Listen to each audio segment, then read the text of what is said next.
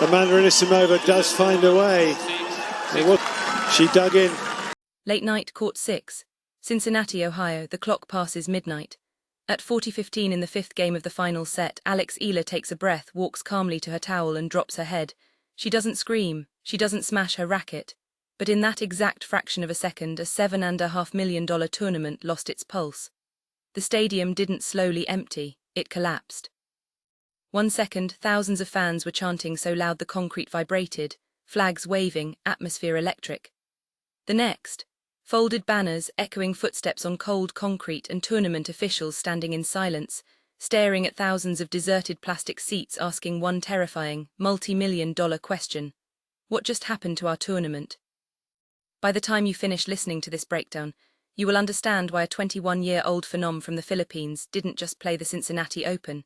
She carried its entire economic engine on her young shoulders. The Lindner Family Tennis Center had been completely transformed from day one. Philippine flags draped every single railing.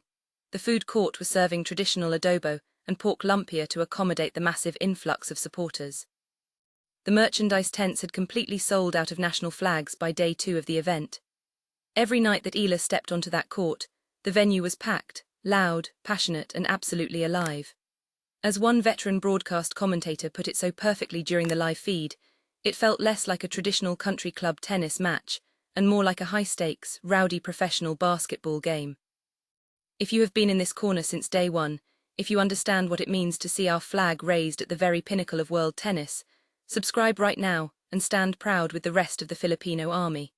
Because what transpired right after this dramatic match alters the landscape of the WTA forever. On paper, this third-round encounter was supposed to be standard operating procedure for the traditional tennis establishment. In one corner stood Amanda Anisimova, a former world number 3, a 2-time Grand Slam finalist, and a seasoned veteran playing to protect her corporate seeding and tour reputation. In the other corner stood Alex Eala, ranked world number 20, carrying something far heavier than simple ranking points or prize money checks. She was carrying the unified belief of an entire global diaspora. Families didn't just casually purchase tickets online, they packed their cars and drove 8 hours across state lines just to catch a glimpse of her warm-ups. Resale market tickets for what was merely a second-round match were skyrocketing past $1,000 per seat. Official ticket box offices later confirmed a truly staggering statistic that shocked tournament organizers. 80% of every single phone inquiry to the box office asked the exact same question: when does Alex Eala play? Not Sabalenka, not Swiatek, not Coco Gauff. An international grassroots movement had effectively hijacked a traditional Midwest tennis cathedral. This was not Cincinnati's first taste of the unstoppable Eala effect. In Washington, over 80% of total ticket requests came from her direct fanbase alone, as she stormed through the draw to defeat world top 3 player Jessica Pegula for her first career WTA title.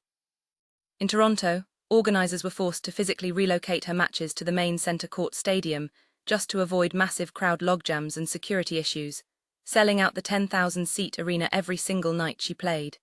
Cincinnati had been explicitly warned by tour representatives, yet they were still completely unprepared for the sheer volume of humanity she brought through the gates. August 17, 2026.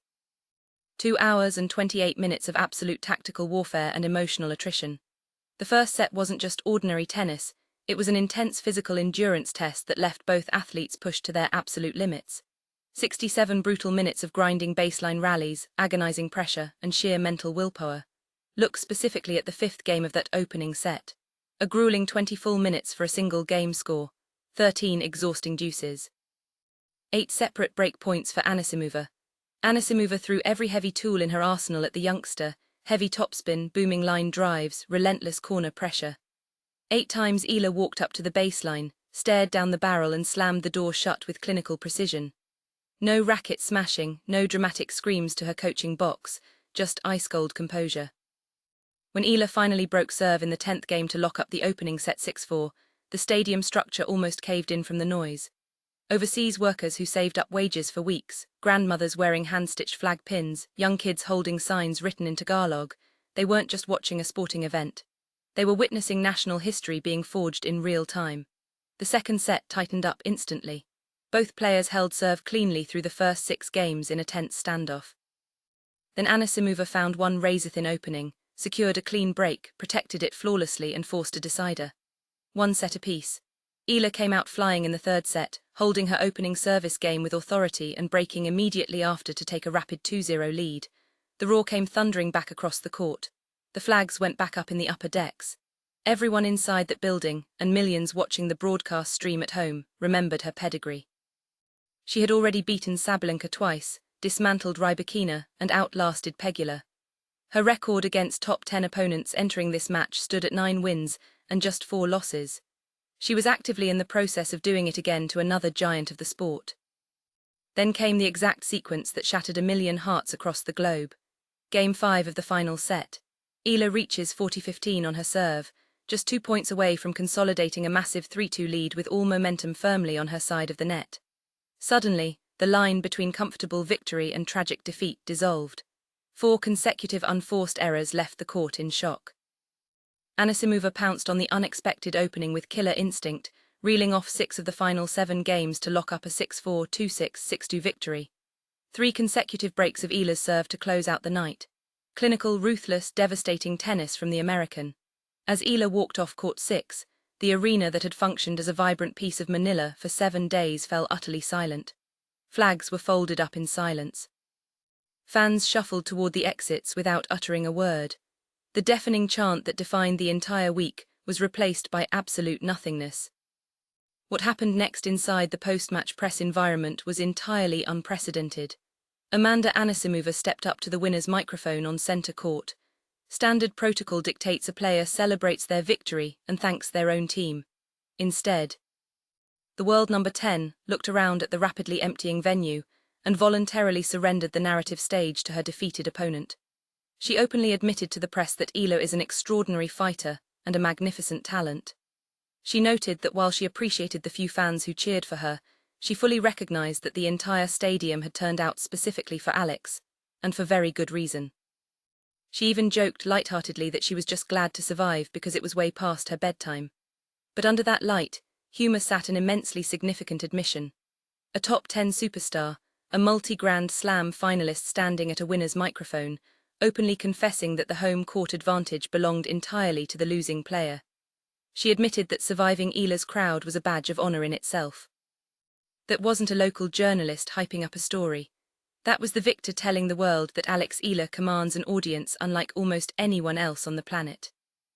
The morning after brought the brutal financial reality to light for tournament directors.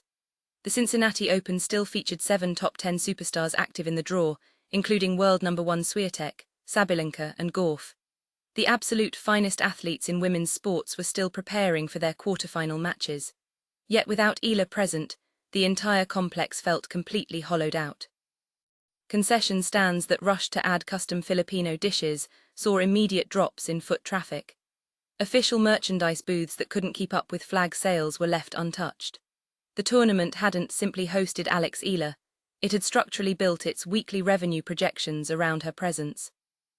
Generating $1,000 resale tickets for second-round matches and driving 80% of primary box office interest is a commercial phenomenon rarely seen outside of generational icons. That kind of heavy commercial dependency on a 21-year-old rising star is both extraordinary and deeply revealing. But here is the fundamental truth about Alex Eala that the final scoreboard fails to capture. This single loss does not define her trajectory. Not even close. At just 21 years of age, she has already accumulated 9 career victories over top 10 opponents this season alone. She claimed her inaugural WTA crown in Washington, advanced deep into the second week at Wimbledon, and pushed a world-class finalist to 3 grueling sets past midnight in Cincinnati. Her updated record against the global elite now stands at a formidable 9 wins and 5 losses.